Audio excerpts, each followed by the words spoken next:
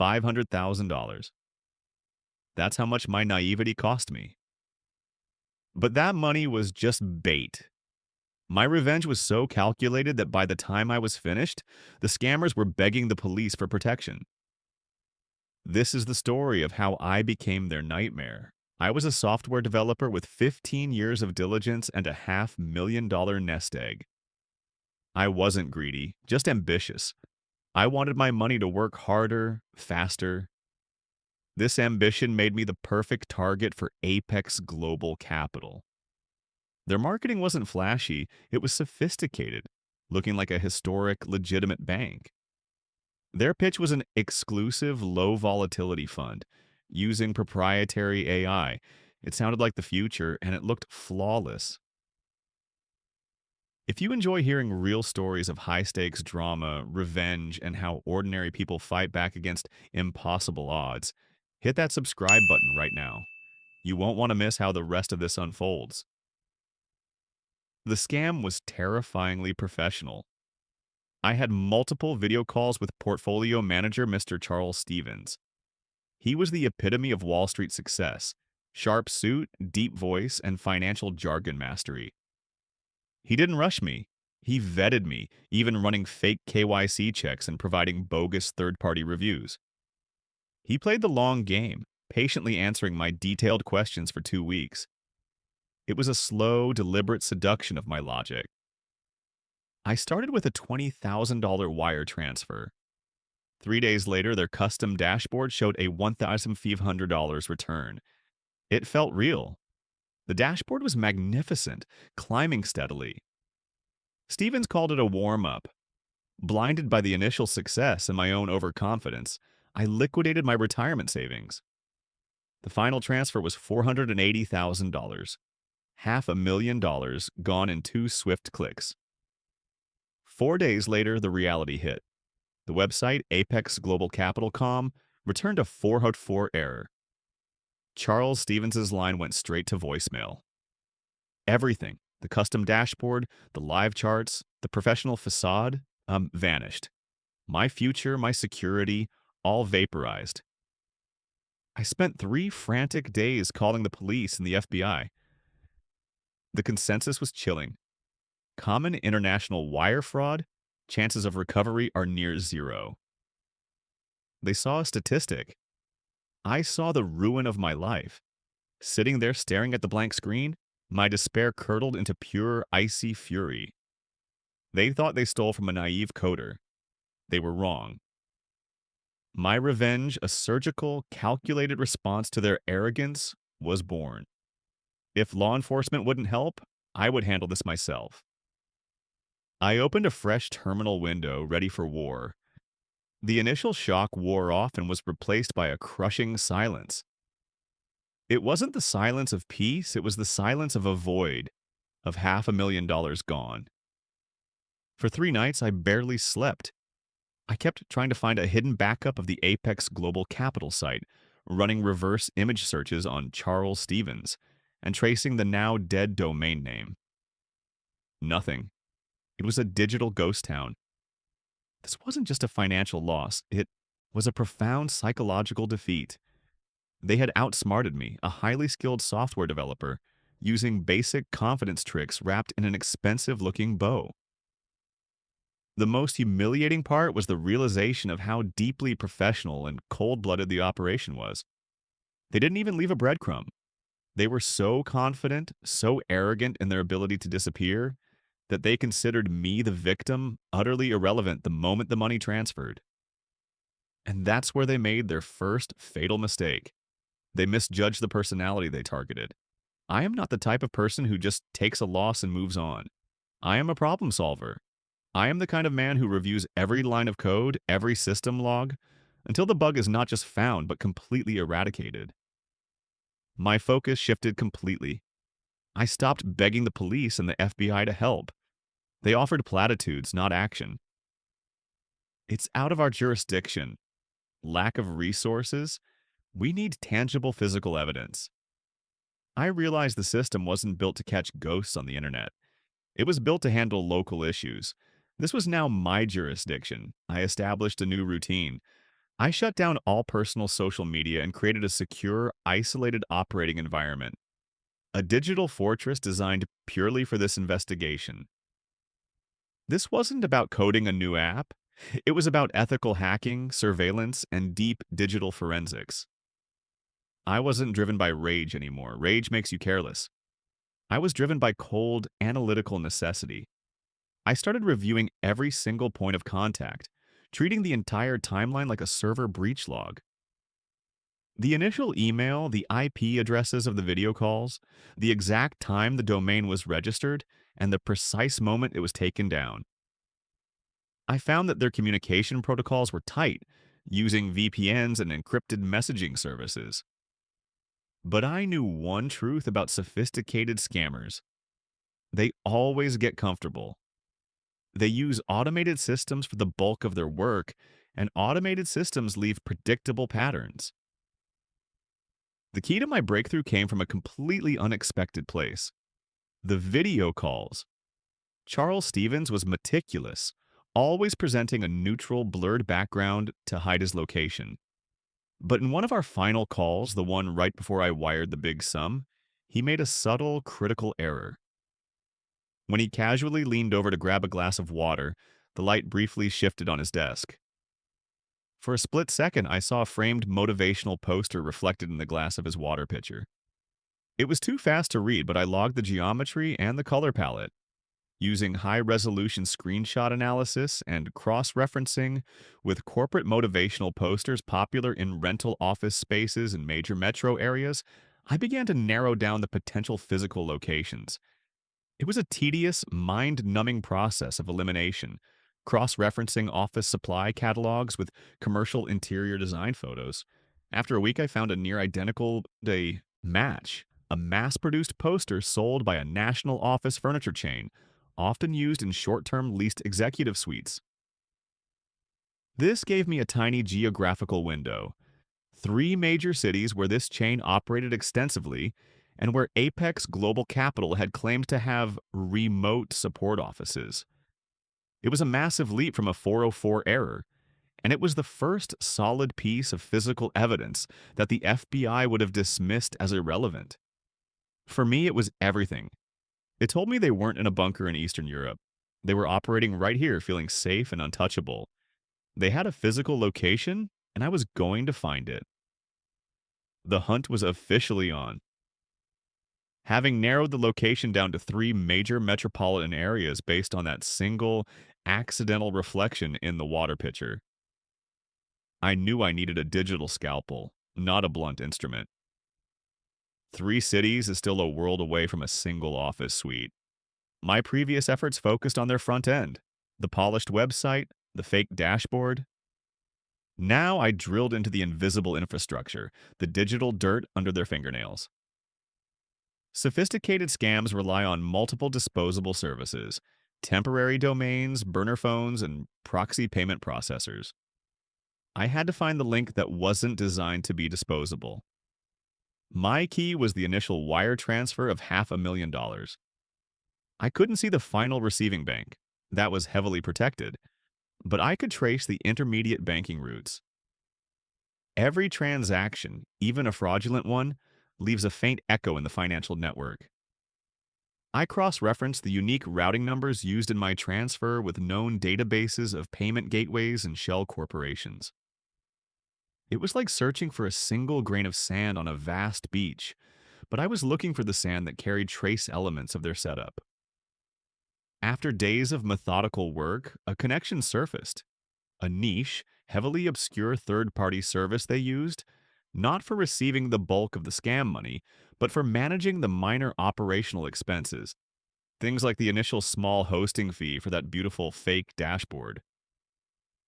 This was their second crucial mistake: mixing operational expenses with the scam funds. Why? Arrogance and convenience. They thought no one would ever drill down this far. This small, forgotten service had a minimal public business listing, a legal necessity in the state where it was registered. The listed address was in an unremarkable suburban office park outside Phoenix, Arizona. The coordinates were real: I immediately cross-referenced the Phoenix address with the corporate furniture company I identified earlier. Bingo! The building profile matched the geometry of the motivational poster reflection I had logged. It wasn't a sprawling corporate headquarters. It was a high-end executive suite rental, the kind of place where you pay a premium for a fancy lobby and a virtual mailing address. They had bought the appearance of permanence. The thought of them, operating so close in a seemingly normal suburban environment, fueled a cold burst of clarity. They were comfortable. They drove home from that address every evening, confident they were untouchable. I needed to know who was behind that locked door, who Charles Stevens really was, and who else was involved. I couldn't just show up. That would be reckless. I needed to move from digital reconnaissance to physical surveillance without ever showing my face. I employed a complex, multi-layered social engineering probe. I created a fake identity, a freelance IT consultant looking for a temporary office space in that exact building, citing the need for discreet, high-security client meetings. I called the building manager. I asked too many specific questions about floor plans, access card systems, and most importantly, the tenants. The manager, eager to make a sale, casually let slip details about the Apex Group. Not only did he confirm they had a small, semi-permanent office space they rarely used, further confirming the virtual office theory, but he also gave me the name of the main point of contact for the lease, a man named Victor Malik. Charles Stevens was a stage name. Victor Malik was the real person I needed to hunt. The digital ghost was starting to take on flesh and blood. The hunt just got intensely personal. Victor Malik. The name resonated with a cold, hard finality. No longer was I chasing the phantom Charles Stevens. I had a real target, a man who drove home every night, probably thinking about his next expensive purchase, all funded by my $500,000. The hunt was intensely personal, and it was about to move into the three-dimensional world. My first task was to build a complete profile of Malik. I treated him like a piece of malware I needed to reverse engineer. I used his name and the Phoenix location to dive deep into public records, tax filings, and property documents. It was startlingly easy to find his main residence, a sprawling, over-the-top condo in a high-rise downtown. This wasn't the home of a subtle criminal. It was the lair of a man desperate to flaunt his ill-gotten gains. That vanity was his fourth mistake, and the most crucial to my plan. I discovered two things that were absolute gold. First, Malik was obsessed with his public image. He had a surprisingly active, albeit private, social media presence where he subtly hinted at his financial genius. He was addicted to admiration and was deeply entrenched in a local, exclusive business networking club, positioning himself as a self-made mogul. Second, his primary weakness was his fiancée, a young woman named Clara, whom he frequently mentioned in his few public posts, always showing off extravagant gifts to maintain his image. My plan solidified. I couldn't attack his money directly yet. I had to attack his perception, the one thing he valued more than currency. I needed to convince him completely and utterly that I was not a victim, but a future predator. I needed to infiltrate his orbit without him ever knowing I existed. I initiated a long-term passive surveillance phase. This was not the illegal kind. I used publicly available satellite images, traffic camera data, where legally accessible for commercial viewing, and even services that aggregated public Wi-Fi usage data near his home and office. I built a comprehensive pattern of life. When he worked out, where he got his coffee, the days he visited his office, and his favorite restaurant. This wasn't just data. It was a blueprint for manipulation. During this phase, I witnessed the true extent of his arrogance. I observed his interactions with the few people he allowed into his world. He spoke with a condescending air, treating subordinates and even his fiancée as accessories to his success story. He genuinely believed he was operating on a level so far above his victims that he was invincible. This sheer, unshakable ego was the foundation upon which I would build my revenge. I didn't need complicated decryption keys. I needed to leverage his vanity. To set the stage for the counter scam, I needed a new identity that would appeal directly to this arrogance. I designed Mr. Hunter, not just a rich man, but an idiotically rich man. Someone flashy, loud, and utterly desperate for a high-risk, exclusive opportunity that only a genius like Victor Malik could provide. Hunter's entire digital footprint, a new high-value LinkedIn profile, a dummy company registration in Delaware, and an Instagram account showcasing private jets and ridiculously expensive watches, was manufactured over 2 days. It was the perfect shining lure for Malik's ego. I knew that a direct cold call would fail. Malik was too insulated. I needed a warm introduction. Using the list of members from his private networking club, I identified a contact, a minor real estate investor named Barry, who Malik often bragged about mentoring. I started a purely digital relationship with Barry, playing the role of a desperate, newly rich tech entrepreneur looking for exclusive off-market opportunities. My end game was simple: to make Barry believe in Mr. Hunter so deeply that he would personally introduce me to Victor Malik as his next biggest and easiest mark. The trap was set. Now I just had to wait for Malik to walk into his own perceived superiority. The Mr. Hunter persona was far more than just a fake set of documents and an expensive-looking wardrobe. It was a calculated psychological profile. I designed Hunter to be Victor Malik's perfect reflection: arrogant, obsessed with status, but with one critical flaw: an impatient, almost childlike demand for immediate, spectacular returns. I knew Malik would never suspect a fellow predator. He would only see a bigger, clumsier fish ready to be netted. My manipulation of Barry, the real estate investor, was a masterpiece of subtle social engineering. I spent weeks building his trust, using fabricated stories of high-stakes, quick turnaround tech acquisitions. I fed him lines designed to stroke his own ego, suggesting that only he had the connections to get me into the really exclusive deals. Crucially, I kept praising Malik's supposed financial genius, calling him a legend operating 3 steps ahead. This praise, coming from a supposed tech millionaire, was the sweetest bait for Malik's colossal ego. The request for a meeting finally came through Barry. The venue was a sleek, overly expensive restaurant in Malik's downtown high-rise. I showed up dressed in a flashy, slightly gaudy Italian suit, a deliberate choice to scream new money that lacks taste but not cash. Malik arrived 10 minutes late, a power move designed to establish dominance. He was polished, wearing an understated but clearly expensive watch, exuding smug superiority. "So, you're the one looking for elevated opportunities," Malik said, his eyes scanning my clothes, already calculating the potential commission. He barely spared a glance for Barry. I skipped the pleasantries. "I don't care about elevated, Victor. I care about exclusive and fast. Barry says you have access to off-market mechanisms that bypass the red tape. My capital needs to move. I have 10 million tied up that I need to put to work yesterday."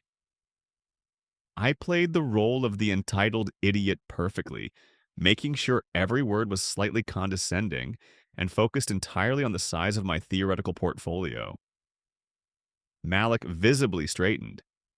His initial suspicion evaporated, replaced by intense, focused greed. He saw a walking ATM, blinded by ambition and arrogance, just like he was. Over the next hour, I asked intentionally naive questions about tax structuring and mentioned my fictional holdings in places designed to impress a novice scammer. I established the narrative. Hunter was too rich and too impatient to worry about due diligence. Then came the pivot. I subtly challenged his current ventures. "I hear Apex Global did well, but honestly, Victor, That sounds like small fry retail stuff. I'm looking for something private, something that handles institutional level capital transfers with total discretion. That challenge hit him hard. He couldn't stand the implication that his previous scam, the one that stole my life savings, was small fry. His need to prove his genius took over. He dropped his guard and started talking about a next gen proprietary financial architecture he was developing, a direct reference to his next fraudulent operation. He was eager to demonstrate that he was playing in the big leagues. I had successfully hooked the biggest fish with the lure of his own vanity, and I was officially inside the wire preparing to take notes. After the initial meeting, Victor Malik was completely convinced that Mr. Hunter was a gold mine waiting to be exploited. His greed blinded him to the possibility of a trap. He started bombarding me with vague, high-level documents about his new financial architecture, which to a trained eye were transparently built on the same shaky foundations as the previous scam, Apex Global. But for Hunter, they were exclusive insights. I maintained the arrogant, demanding persona. I repeatedly told him his documents were too theoretical and too small scale. I wasn't just asking for proof of concept, I was asking for the keys to the kingdom. I used psychological pressure. Victor, if you're pitching me 10 million, I need to see the mechanism. I need to see where the bodies are buried. Anyone can create a PowerPoint, but only a true genius like you can show me the back end. This worked perfectly. Malik's ego, desperate to prove I was wrong about the small fry comment, compelled him to share more and more granular data. He started with encrypted chat logs, which I promptly archived and decrypted, that showed the internal team dynamics and confirmed real names of his two main accomplices, a tech guy named Marcus and a smooth-talking salesperson named Sandra. This gave me three real, verifiable identities, but I needed the smoking gun, the internal ledger of Apex Global, the list of all their victims and the specific bank accounts used for money laundering. I escalated the pressure. I set up a fake, urgent international trip and told Malik I was close to investing my capital elsewhere unless he showed me real institutional level transparency. He panicked. 2 days later, a highly compressed, password-protected file appeared in my encrypted mailbox. The file name was benign, but the content was dynamite. The password was the final layer of Malik's arrogance. I didn't need complicated cracking software. I tried the obvious: his birthday, his fiancée Clara's name, and then his most cherished belief. I tried Untouchable Genius 2024. The file unlocked. Inside, I found a spreadsheet titled Global Ledger Q1. It listed 48 individual victims, the amount stolen, ranging from small fortunes to large life savings, and the precise sequence of shell companies and accounts used to move the funds. My own $500,000 was at the top of the list. That list wasn't just proof of the scam, it was the entire roadmap of their operation. I immediately secured the data in 3 different locations, fully encrypted. Now, I wasn't just a victim or an investigator, I was a prosecutor with all the evidence needed to file charges, and more importantly, execute my counterscam. Malik had handed me the knife, and I was ready to stab him with it.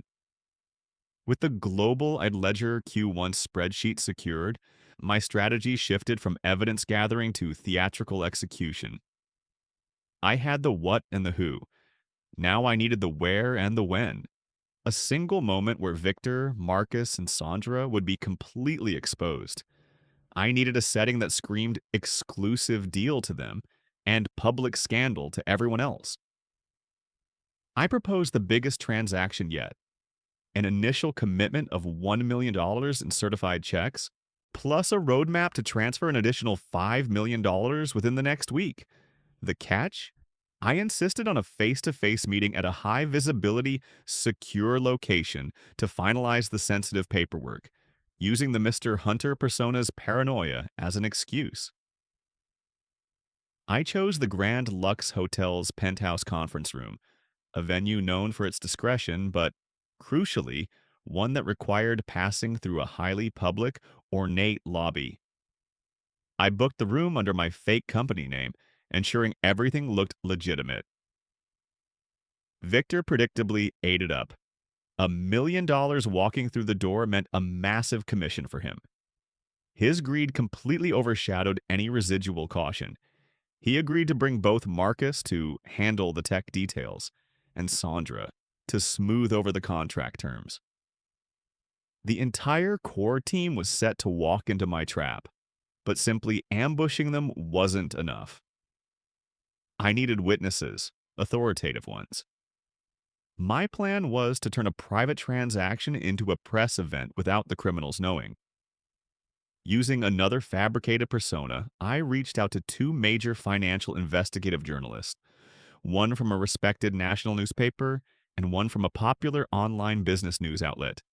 I anonymously tipped them off to an exclusive story concerning a potential major financial crime operation and an impending arrest, involving a highly influential Phoenix mogul, Victor Malik, and a high-stakes last-ditch meeting at the Grand Lux Hotel.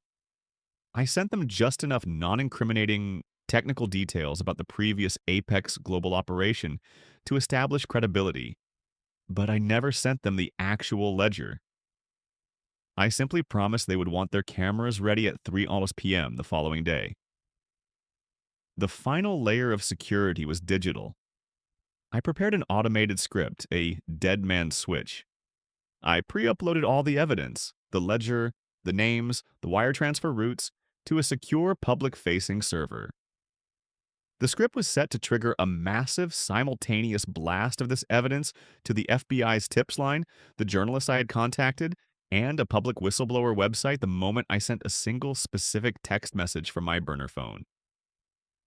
This meant the power dynamic had completely shifted.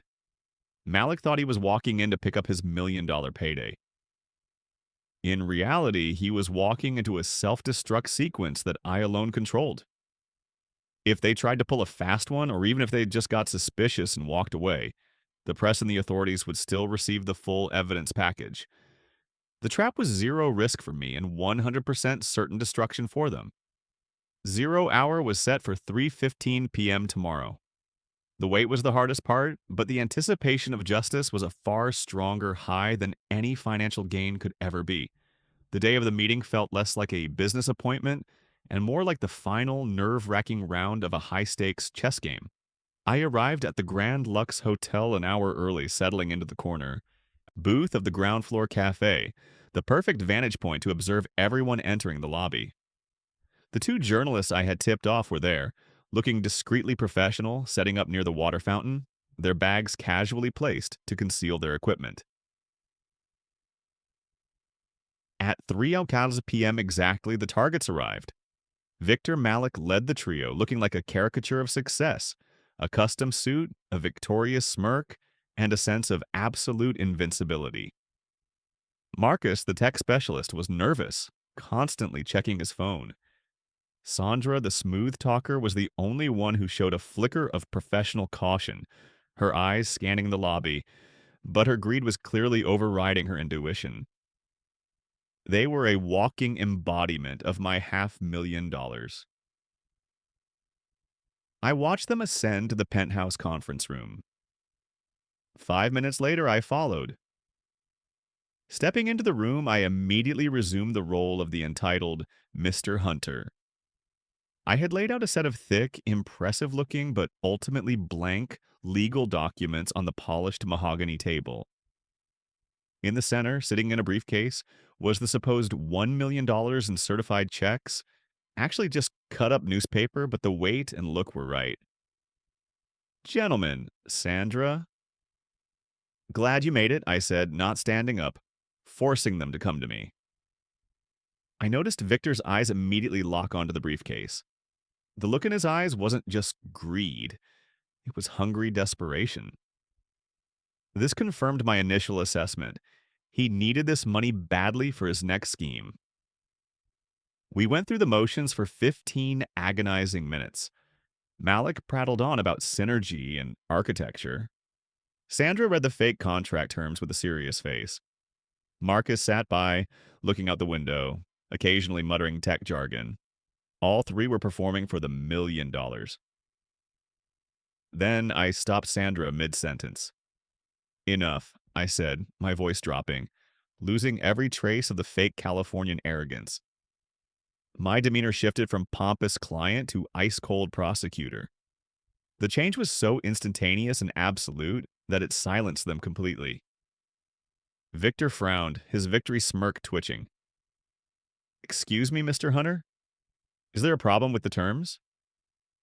I leaned forward, placing my hands flat on the table, looking directly at Victor Malik.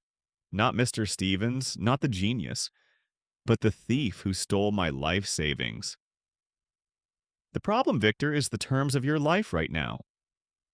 I reached into my inner jacket pocket, not for a pen, but for my burner phone. Malik's eyes narrowed, finally sensing danger. He started to stand up, his face hardening from smugness to panic. "What is this? Who are you?" he demanded, his voice now a desperate hiss. I didn't answer him. I simply looked at the three horrified faces, the sudden realization dawning on them, and with a single slow thumb press, I sent the trigger text message. "I am the man you stole $500,000 from," I stated, calm and low. "And this is your refund policy," as the yes message left the phone, triggering the dead man's switch. A chain reaction began. Malik lunged for the briefcase, thinking I was just a crazy victim. But before his hand could touch the fake checks, the door to the penthouse conference room burst open, and the two journalists, now holding cameras and microphones, rushed in. They didn't even look at me. Their lenses were trained solely on the three people panicking around the table. The 0 hour had struck. The moment the journalists burst in, the air in the penthouse conference room crystallized. It wasn't about the fake money in the briefcase anymore. It was about the flash of the cameras and the cold reality of their exposure. Victor Malik, for the first time, wasn't acting. His mask shattered. He stumbled backward, knocking over his chair, staring at the lenses focused on his face. Sandra went instantly pale, covering her face and whispering, "No, no, no." Marcus, the tech guy, immediately dove for his laptop, trying to disconnect it, but it was too late. I knew my automated script had already pulled every critical file from his cloud storage before he even lifted his hands. The journalists were relentless. "Mr. Malik, can you comment on the leaked global ledger documents? Are these investors among the victims of the Apex global scheme?" Their questions hit like hammer blows. I stepped back, becoming a silent observer. My role as Mr. Hunter and the outraged victim was over. I was now the witness to their undoing. Malik tried to regain control, his voice cracking. "This is a misunderstanding. This man is a disgruntled client. He's crazy." "Am I?" I asked, holding up my burner phone. "The FBI tips line received a package of documents 30 seconds ago. It includes the bank routing numbers for the offshore shell corporations, your 3 real names, and a copy of the global ledger detailing all 48 victims you scammed. And yes, my $500,000 is number 1 on that list." This triggered the final act. Just as Malik launched another desperate, incoherent denial, the actual non-anonymous authorities arrived. Uniformed police officers and 2 plainclothes FBI agents walked calmly into the room. They weren't there because of the journalist's tip. They were there because my automated system had provided ironclad, time-stamped evidence directly to their server. The scene that followed was quiet, professional, and devastating. Malik and his team were separated, read their rights, and taken into custody. The shame was absolute. Not just the cuffs and the walk of defeat past the cameras in the lobby, but the utter bewilderment that I, their easy target, had orchestrated their downfall. My true victory, however, wasn't the arrest. It was the recovery. Over the next few weeks, the legal gears turned rapidly, fueled by the intense public scrutiny generated by the journalists' reports and my irrefutable evidence. The prosecutors offered Malik a deal: cooperate, plead guilty, and agree to. Immediate, full restitution for all known victims in exchange for a slightly reduced sentence. A few days later, sitting at my own kitchen table, the same place where I had first realized the fraud, I received a notification. It was my bank. The wire transfer was complete. $500,000 was back in my account. It wasn't just the money, it was confirmation that my months of cold, meticulous work had paid off.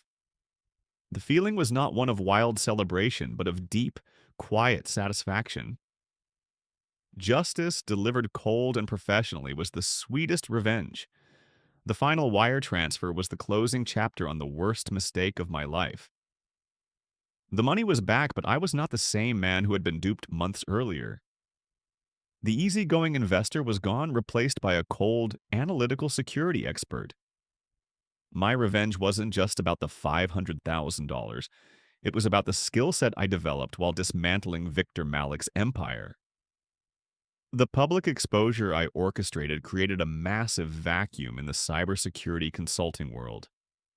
Companies that had quietly worked with Malik's associates were now desperate to protect themselves from similar vulnerabilities. They saw the news reports, the meticulous planning, the sophisticated digital traps, and they didn't see a victim. They saw a master strategist. I decided to lean into the reality I had created. I took the recovered capital and launched my own boutique consultancy firm, Hunter Security Solutions. The name was a subtle nod to the persona that had brought down the scammers. I focused on helping high-net-worth individuals and small investment firms identify social engineering and digital infiltration risks, the very techniques Malik and his crew had used, and the very ones I had perfected to defeat them. My pitch was simple. I know how scammers think because they thought they beat me. I know their weakness because I found the hole in their armor. Within a year, Hunter Security Solutions was thriving. My life had dramatically changed, but not in the way Malik intended. He tried to destroy my future, but he inadvertently handed me a new career, a compelling backstory, and a deep understanding of the human element in crime. I had turned my trauma into my greatest asset. I live well now. My work is challenging, ethical, and frankly, thrilling. I spend my days building walls and laying traps for the real bad guys. The financial loss was a terrible tuition fee, but the education I received was priceless. Looking back, I learned the hardest lesson. Never underestimate your enemy, but never let them define you. When they tried to take my money, I took their playbook and used it against them, proving that the smartest con is the one you don't even know you're playing. I want to hear what you guys think about this story. If you were in my position after realizing the police couldn't help, would you have focused solely on getting the money back? Or would you have gone for the public, total destruction of their reputation, even if it meant risking more time and energy? Did I do the right thing by creating the Hunter persona and delivering justice myself? Let me know in the comments below. If you love true revenge stories like this one, make sure to hit that subscribe button so you don't miss any of the drama. Give this video a like if you think justice was served, and share it with someone who needs a good cautionary tale. Thanks for listening.